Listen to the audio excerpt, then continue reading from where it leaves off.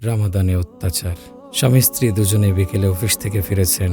স্বামী বাসায় এসে মাত্র কাপড় বদলে টিভির সামনে রিমোট হাতে বসে গেলেন। স্ত্রী দৌড়ে ঢুকলেন রান্নাঘরে। ইফতারি বানাতে হবে, দুদণ্ড জিরাবারও সময় পেলেন না। ওদিকে টিভির সামনে থেকে কর্তাবাবু অনুরোধ করলেন, ওগো, তোমার হাতের আলুর চপটা দারুণ হয়, একটু বানাও তো দেখি। আরেক রুম থেকে শাশুড়ি বললেন, বৌমা, তোমার শ্বশুরের জন্য পায়েসটা রাখতে ভুলো না কিন্তু। ইফতারের পর স্বামী বিশ্রাম নিয়ে যান তারাবি আদায় করতে, আর স্ত্রী আবার ঢোকেন এসেলে সাহারি রান্না করা যে এখনো বাকি। কলেজ থেকে মেয়ে বাসায় এসে বসে গেল ল্যাপটপ নিয়ে। মা দিবসে প্রোফাইল পিকচার চেঞ্জ করতে করতে বলল, মা, আমার কিন্তু ইফতারিতে হালিম চাই, আর এখন আমাকে বিরক্ত করো না, আমি ক্লান্ত। ওদিকে মাও কিন্তু সারাদিন ঘরের কাজ সামলে ক্লান্ত। যদিও মায়েদের ক্লান্ত হওয়া বোধ হয় ধর্তব্যের বিষয় না, তাই না? গৃহকর্ত্রী সারাদিন বসে বসে কোরআন তেলাওয়াত করেছেন, রাতে অনেক সালাত আদায় করেছেন, সারাদিন প্রচুর ইবাদত করেছেন। ওদিকে রান্নাঘরে কাজের মেয়েটি সকাল থেকে কাজের পর কাজ করেই যাচ্ছে, ঘর মোছা, কাপড় ধোয়া, রান্না করা ইত্যাদি ইত্যাদি। বিকেল থেকেই সে বাসার সবার জন্য ইফতার বানাচ্ছে।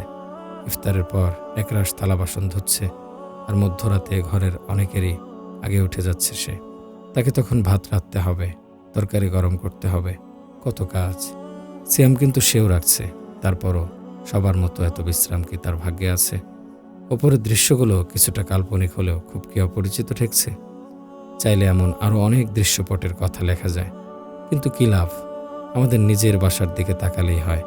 প্রতি রমাদানে এসব কাহিনী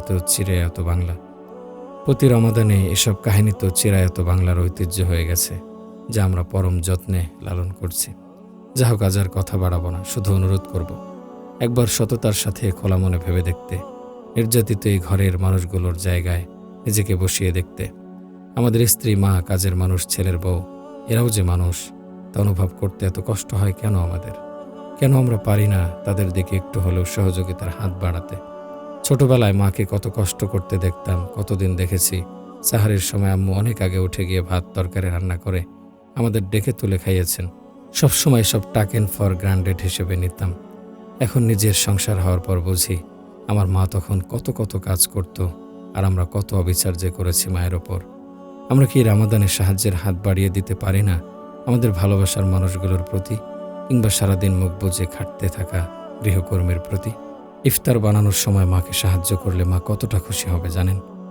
যে ঘরে স্বামী স্ত্রী দুজনেই চাকরিজীবী, সেখানে অফিস থেকে ফিরে স্ত্রীকে কিছুটা সাহায্য করলে কিন্তু পুরুষটির সম্মান কমবে না, বরং বাড়বে। স্ত্রীকে একান্তও যদি সাহায্য করা সম্ভব হয়ে না ওঠে, অন্তত প্রতিনিয়ত বাহারি ইফতারি খাওয়ার আবদার যেন না করি। রাসূলুল্লাহ সাল্লাল্লাহু আলাইহি সাল্লামের সময়ে সাহাবীগণ অনেকেই শুধু খেজুর আর পানি দিয়ে ইফতার করতেন। দিনের পর দিন তাদের বাসায় চোলা জ্বলত না। এমন নবীর উম্মত হয়েও আমাদের কেন এত নবাবী চালে চলতেই হবে? অন্যকে ইবাদত করতে না দিয়ে পিঠে কাজের পাহাড় চাপিয়ে দিয়ে শুধু নিজে ইবাদত করলে হবে? তাই বাসার কাজের মানুষটির প্রতিও যত্নবান হন, তাকে কাজে সাহায্য করুন, সিয়ামের দিনে ভারী কাজ দেয়া থেকে বিরত থাকুন, এবং সর্বোপরি তাকেও ইবাদতের সুযোগ দিন। গৃহস্থলী কাজে সাহায্য করা আমাদের নবীজি সাল্লাল্লাহু আলাইহি সাল্লামের সুন্দর একটি সুন্নাহ, যা বিশেষত আমাদের পুরুষরা ভুলতে বসেছেন। রামাদানের এই পবিত্র দিনে চলুন এই সুন্নাহটি পুনরুজ্জীবিত করার চেষ্টা করি। আর আমাদের মাঝে যারা অন্যের ওপর জুলুম করে, তাদের বলছি, কিয়ামতের দিন জুলুমকারীর সওয়াব কিন্তু নিপীড়িতের আমলনামায় যোগ করে দেয়া হবে। যদি সব সওয়াব দিয়ে দেওয়ার পরও জুলুমের হিসাব নেওয়া শেষ না হয়, তাহলে যার উপর জুলুম করা হয়েছে তার গুনাহসমূহ নিয়ে জুলুমকারীর কাঁধে ফেলা হবে। তাই অন্যের প্রতি জুলুম করে যদি সারাদিন জোরে ইবাদত করা হয়, তবুও কিন্তু আমলনামায় পুণ্যের ঘর শূন্য হয়ে যেতে পারে। সুতরাং সাধু সাবধান। আল্লাহ যেন আমাদের অন্তরে অন্যের প্রতি সহমর্মিতা ও ভালোবাসাবোধ জাগ্রত করেন, আমিন। সালাতে অবহেলা আর নয়। ইফতারের দাওয়াত পড়েছে বেশ কয়েকটা, এর মধ্যে কয়েকটাতে না গেলেই নয়। একটা আছে আরিবের অফিসের বসের কোনো এক 5 স্টার হোটেলে। একটা অজুহাত খুঁজছে রূপা, যদি কোনোভাবে অ্যাভয়েড করা যায়। আরিব একা গেলেও ভালো, কিন্তু সবাই ফ্যামিলি নিয়ে যাচ্ছে, সব জায়গায় আরিবকে একা যেতে হয়। রূপার এসব গ্যাদারিং পছন্দ নয় বলে আরিব মনে মনে রাগ হলেও কিছু বলে না। রূপার সমস্যা সে বুঝতে পারে, কিন্তু কর্পোরেট লাইফে তাকে অনেক কিছু মেনটেন করতে হয় অনিচ্ছা সত্ত্বেও। কলিগরা সবাই ওয়াইফ বাচ্চা নিয়ে আসছে, বসের অনুরোধ, ফ্যামিলি পার্টি, সবাইকে নিয়ে আসা চাই। রূপা ভাবতে থাকে কি করা যায়। সারাদিন সিয়ামের পর নিজের মন মতো ইফতার, এরপর তারাবি, রাতের খাবার, আবার ভোর রাতের সাহারি, দাওয়াতে গেলে সবকিছুর সময় এদিক ওদিক হয়ে যায়। যখন থেকে নিকাব শুরু করেছে তখন থেকে বাইরে খাওয়াটা তার কাছে বড় রকমের এক অস্বস্তির নাম। খুব কষ্টে সৃষ্টে সামান্য খেয়ে, কখনো বা না খেয়ে শুধু দাওয়াতে অ্যাটেন্ড করেই চলে আসে। নিকাবের ভেতর দিয়ে খাওয়ার অভ্যাস করার চেষ্টা করে। কত খাবার যে পড়ে যায় ভেতর দিয়ে খাবার সময়। ওর খুব কষ্ট হয় যখন খাবারগুলো পড়ে যায়। এক একটা দানা আল্লাহর দেয়া রিজিক। বাচ্চারা রেডি হয়ে বসে আছে। আরিব এলো বলে পছন্দের একটা আবায়া বের করে আয়রন করছে। মনে মনে ভাবছে আজকে মাগরিবের সালাত কোথায় পড়বে। আনমনা হয়ে ভাবতে থাকে, হঠাৎ আবায়ার একটা অংশ পড়ে যায়। ইয়া আল্লাহ, মনটা খুব খারাপ হয়ে আসে। ধ্যাত, কিচ্ছু ভালো লাগছে না। আর একটা আবায়া বের করে পরে নেয়। আরিফকে জিজ্ঞাসা করতে ভোলে না, আচ্ছা সালাতের জায়গা পাবো তো? আরিফ সম্মতি সূচক মাথা নাড়ায়, যদিও সে নিশ্চিত না। অফিসের কলিগরা একে একে আসতে শুরু করেছে, সাথে তাদের পলিশড ওয়াইফ এবং বাচ্চারা। রূপা এক কোনায় কাচুমাচু হয়ে বসে আছে। এমন পার্টি তার মতো মেয়েদের জন্য না। আপাদমস্তক কালো আবায়া ঘেরা মেয়েটা পারলে এই জাকজমক ছেড়ে মাটি ফুঁড়ে ঢুকে যায়। বসের ওয়াইফের সাথে দেখা করতে একরকম জোর করে নিয়ে এলো আরিফ। বসের জন্য আলাদা একটা ভিআইপি পর্দা ঘেরা জায়গা। ভদ্রমহিলা রীতিমতো চড়া মেকআপ করে এসেছেন। রূপা সালাম দিতে হাসি দিয়ে তার সামনের চেয়ারটা দেখিয়ে বসতে বললেন। অনিচ্ছা সত্ত্বেও বসে গেল। কথায় কথায় জানা গেল বসের বড় ছেলেটা বাবা মায়ের সাথে আজকের সিয়ামটা রেখেছে। রূপা ভাবছে, আলহামদুলিল্লাহ, খুব ভালো তো, তাহলে নিশ্চয়ই সালাত আদায় করে। কিন্তু ভাবি সালাত আদায় করবে কিভাবে? তার বিশাল নখগুলোতে রঙিন নীল পালিশের কারুকাজ। রূপা আরেক টেনশনে পড়ে যায়। এদিকে মাগরিবের আজানের সময় ঘনিয়ে আসে। সবাই ইফতার নেয়ার জন্য লাইন শুরু করে। বুফে খাবার পছন্দ মতো তুলে নেয়ার তাড়া দিতে থাকে আরিফ। দেরি হলে পছন্দ মতো নাও পেতে পারে। রূপার মাথায় ঘুরছে এখন দোয়ার সময়। ইফতারের আগে দোয়া কবুল হয়। সে কোনো মতে সামান্য খাবার নিয়ে দোয়ায় মনোনিবেশ করে।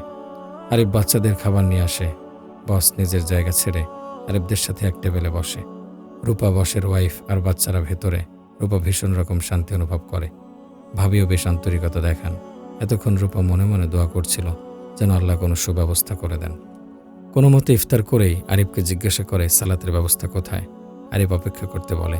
আগে নিজে আদায় করে নেয়। ছেলেদের জন্য আলাদা জায়গা আছে, কিন্তু মেয়েদের জায়গা পাওয়া যায় না। রূপা অবাক হয়ে লক্ষ্য করে কয়েকশো মানুষের মধ্যে হাতে গোনা কয়েকজন যারা সালাত আদায়ের জন্য জায়গা ছেড়ে উঠে গেলেন। বাকিরা একইভাবে ইফতার করতে করতে গল্প করতে লাগলেন। নারীদের সংখ্যা আরও কম। রূপার সাথে মাত্র একজন ছিলেন যিনি সালাত আদায়ের জায়গা খুঁজছিলেন।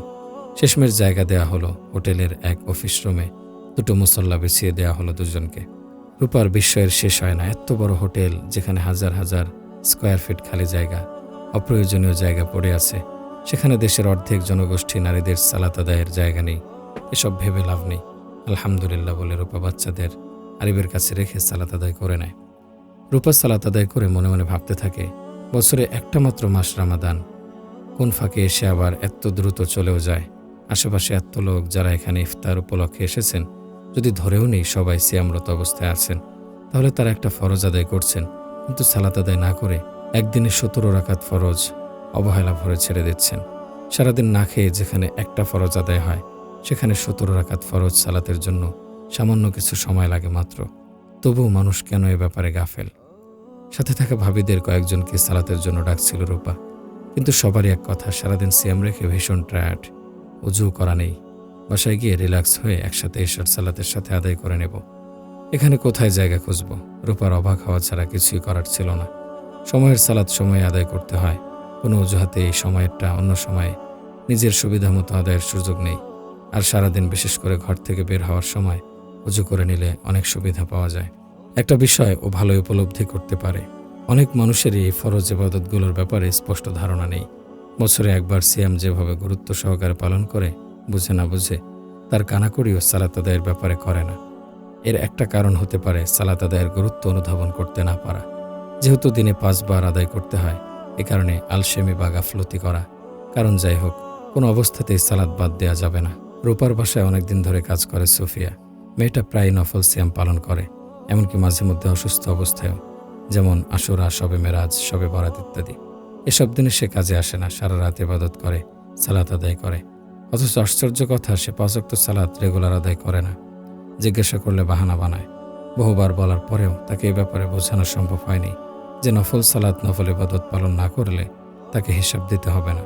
কিন্তু এক ওয়াক্ত ফরজ সালাত ইচ্ছাকৃত আদায় না করলে কঠিন হিসাবের সম্মুখীন হতে হবে। একটা জিনিস আমাদের মাথায় রাখতে হবে, ইবাদত আমাদের নিজেদের ইচ্ছামতো করলে হবে না। যেভাবে আল্লাহ বলে দিয়েছেন ঠিক সেভাবেই করতে হবে। এখানে নিজের পছন্দ অপছন্দ বা ইচ্ছা অনিচ্ছা মূল্যহীন। নিজের শরীরকে অনেক বেশি কষ্ট দিয়ে এমন ইবাদত করলেন যা আসলে আল্লাহর কাছে গ্রহণযোগ্যই না, অথচ সহজে আদায়যোগ্য ফরজ ইবাদত পালন করলেন না। এমন অনেক মানুষকে দেখেছি যারা সারা বছর সালাত আদায় করেন না, কিন্তু রমাদানে পুরো মাসে সিয়াম ঠিকমতো পালন করেন। এক্ষেত্রে মনে রাখা উচিত, আমাদের সর্বপ্রথম সালাতের বিষয়ে জিজ্ঞাসা করা হবে।